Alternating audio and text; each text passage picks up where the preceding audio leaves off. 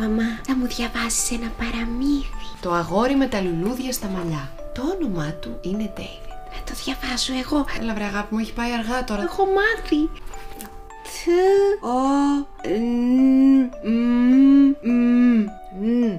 Θέλω να βρε Όλγα μου να πάμε για ύπνο. Το όνομά του είναι David. Νερό. Έλα. Το άλλο με το αρκουδάκι. Θα κατουργέσαι όλο το βράδυ, φτάνει. Δεν θα κατουργέμαι. Πάμε. Λοιπόν, πάμε. Άλλα. Τώρα πιες νερό. Ο Πανάζη, θέλω γάλα. Θα πιεις και όλο το γάλα. Λίγο ακόμα.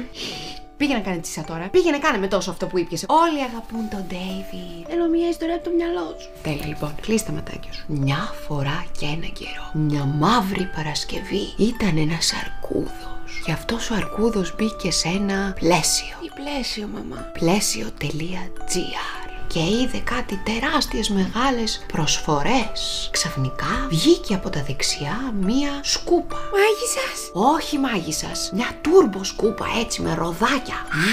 Και μετά είδε μία τηλεόραση. Αμα έτσι λέει το παραμύθι. Ναι, το έλεγε η μαμά μου. Εγώ έχω καλύτερη τιμή με δωρεάν και άμεση παράδοση. Κοιμήθηκες.